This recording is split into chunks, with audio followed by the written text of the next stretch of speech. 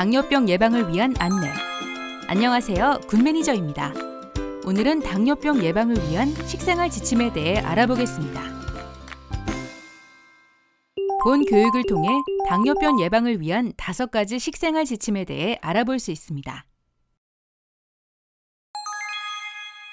첫 번째, 거친 음식을 먹자.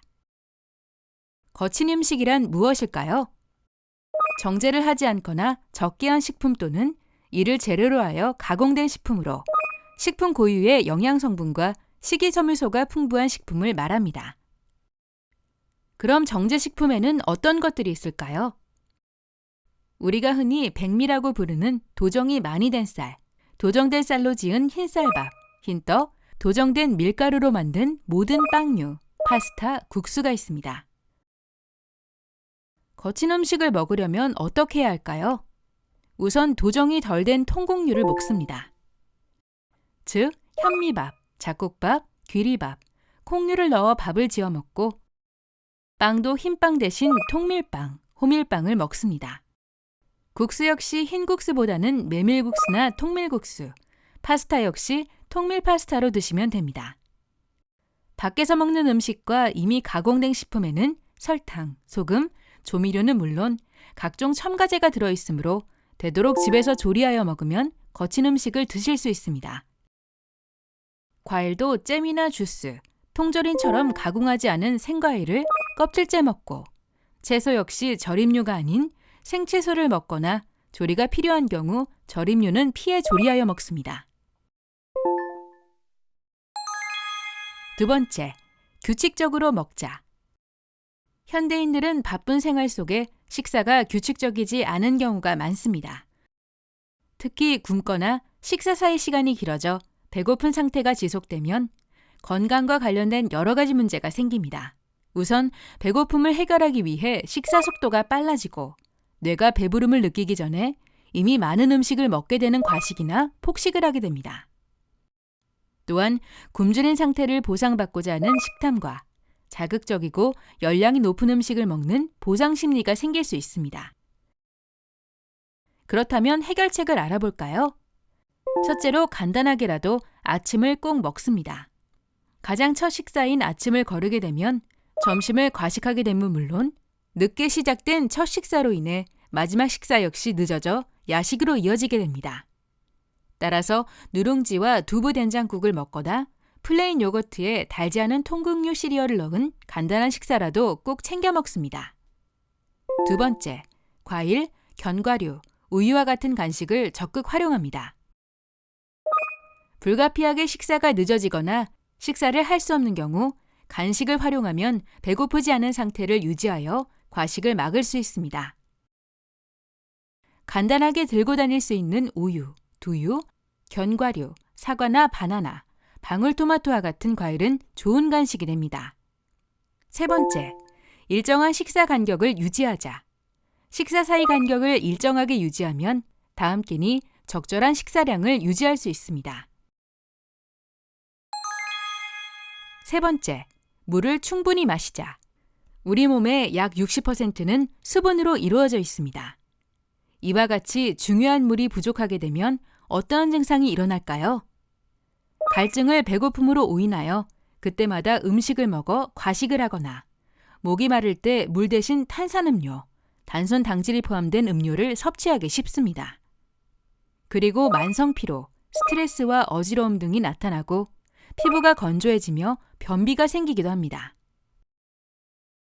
어떻게 하면 물을 똑똑하게 마실 수 있을지 알아보겠습니다. 목이 마를 때는 음료 대신 물을 마시는 것이 가장 좋습니다. 음료수에는 당질이나 카페인, 기타 첨가물이 들어있습니다.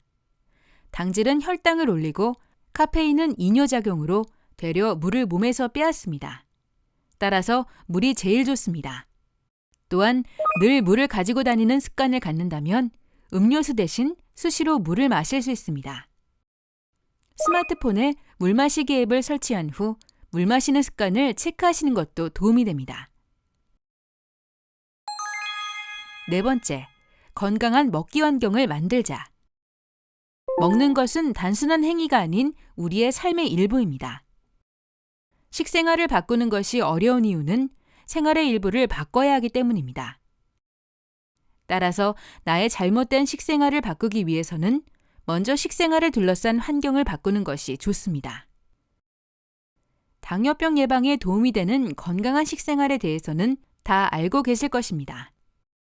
따라서 건강한 식생활에 방해가 되는 환경을 개선시켜보는 것이 바람직합니다.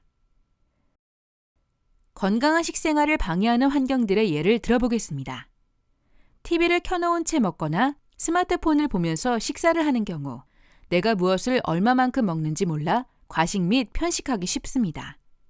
따라서 식사는 사람과 대화를 하면서 드셔보세요. 가장 자주 식사를 같이 하는 사람은 아무래도 대부분 가족일 것입니다. 따라서 알고 계신 건강한 식사 정보를 공유해보세요.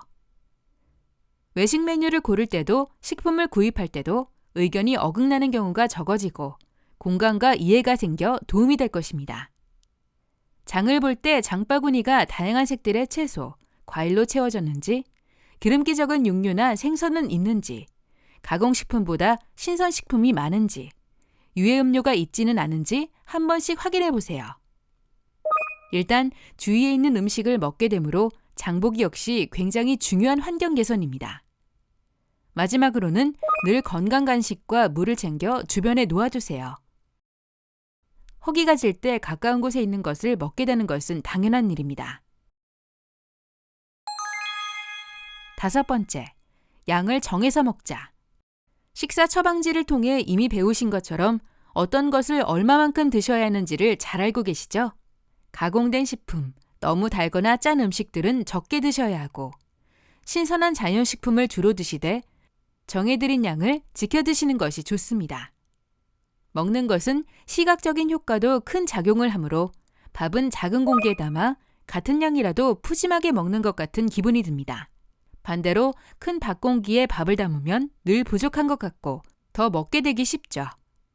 한국 음식 문화는 같이 먹는 음식이 많습니다.